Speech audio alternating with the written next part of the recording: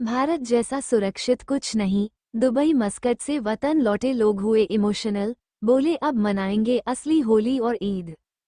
पश्चिम Asia में तनाव के बीच दुबई, मस्कट और अबू धाबी से लौटे भारतीयों ने कहा कि भारत जैसा सुरक्षित कुछ नहीं। दिल्ली एयरपोर्ट पर फ्लाइट्स के प्रभावित रहने के बावजूद लोग अपने परिवारों से मिलकर राहत महसूस कर रहे हैं। अब वे होली और ईद अपनों के साथ मनाने के लिए उत्साहित हैं। पश्चिम एशिया में बढ़ते तनाव के बीच दुबई, मस्कट और अबू धाबी से लौटे भारतीयों के लिए इस बार होली और ईद एक साथ मनाएंगे। इस दौरान सुरक्षित घर वापसी का भी जश्न मनाया जाएगा है। नई दिल्ली के इंदिरा गांधी अंतर्राष्ट्रीय हवाई अड्डे पर मंगलवार को जैसे ही उड़ानों का संचालन धीरे धीरे सामान्य हुआ, यात्रियों का आना शुरू हुआ। कई चेहरों पर थकान थी, लेकिन उससे कहीं ज्यादा राहत और सुकून झलक रहा था। लौटने वाले यात्रियों ने एक सुर में कहा, भारत जैसा सुरक्षित कुछ नहीं। उनके लिए यह वापसी सिर्फ सफर का अंत नहीं, बल्कि परिवार की गोद में लौटने जैसा एहसास था। टाइम्स ऑफ इंडिया की रिपोर्ट के अनुसार हवाई अड्डे पर अपनों का इंतजार कर रहे परिजनों की बेचैनी भी साफ दिखाई दे रही थी। गुरुग्राम की 30 वर्षीय अंशिका अपने पति का इंतजार कर रही थी, जो दुबई से लंदन जा रहे थे, लेकिन हालात बिगड़ने पर ओमान के रास्ते दिल्ली लौटे। 14 फरवरी को शादी के बाद यह उनकी पहली होली थी। अंशिका ने कहा कि पिछले कई दिनों से हर घंटे फोन पर हालचाल लिया जा रहा था।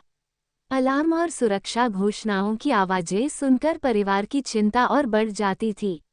उन्होंने कहा, ये होली सिर्फ रंगों की नहीं, साथ और सुरक्षा की होली है।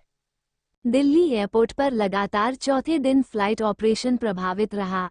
एयरस्पेस बंद होने की वजह से कम 80 उड़ानें रद्द करनी पड़ी। इनमें 36 प्रस्थान और 44 आगमन शामिल थे। 200 से अधिक उड़ानें देरी से चलीं। इससे पहले रविवार को 104 और सोमवार को 87 उड़ानें रद्द हुई थीं। इमिग्रेशन ब्यूरो ने फंसे हुए यात्रियों को राहत देने के लिए 300 से अधिक अस्थायी प्रवेश परमिट जारी किए। भीड़ प्रबंधन के लिए अतिरिक्त सूचना काउंटर और क्विक रिएक्शन टीमें भी तैनात की गईं। साकेत के रियल एस्टेट कारोबारी आकाश सक्सेना ने बताया कि माहौल तनावपूर्ण जरूर था, लेकिन अव्यवस्थित नहीं। उन्होंने कहा कि पहली बार जब उन्होंने मिसाइल इंटरसेप्शन की आवाज सुनी तो वह डर गए। वो उस समय अपनी मां से फोन पर बात कर रहे थे। हालांकि उन्होंने ये भी जोड़ा कि स्थानीय प्रशासन सक्रिय था और हालात नियंत्रण में थे। फिर भी उनके शब्दों में, घर लौटना ही सबसे सुरक्षित विकल्प है।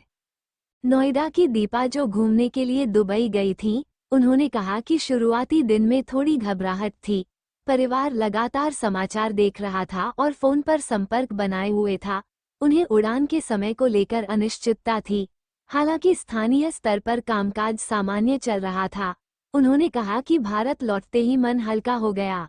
अब वो अपने परिवार के साथ त्योहार मनाने के लिए उत्साहित हैं। 65 वर्षीय नीता, जो अपनी बेटी के साथ अबू धाबी गई थीं, उन्होंने बताया कि स्थिति तनावपूर्ण होते ही उन्होंने होटल छोड़कर रिश्तेदार के घर शिफ्ट होने का फैसला किया। वहां बेसमेंट में आपातकालीन व्यवस्था की गई थी। इससे उन्हें कुछ सुरक्षा का एहसास हुआ। उन्होंने कहा कि एहतियात जरूरी था और जल्द घर लौटने का फैसला सही साबित हुआ। उनके अनुसार, त्योहार तभी अच्छे लगते हैं जब परिवार साथ हो और मन निश्चिंत हो। इन सभी यात्रियों के अनुभव एक बात साफ करते हैं कि वैश्विक तनाव के बीच भी भारत लौटना उनके लिए सबसे बड़ा सुकून था।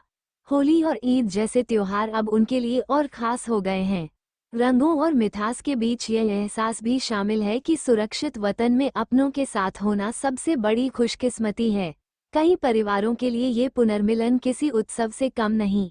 इस बार की होली और ईद उनके जीवन में हमेशा यादगार रहेगी।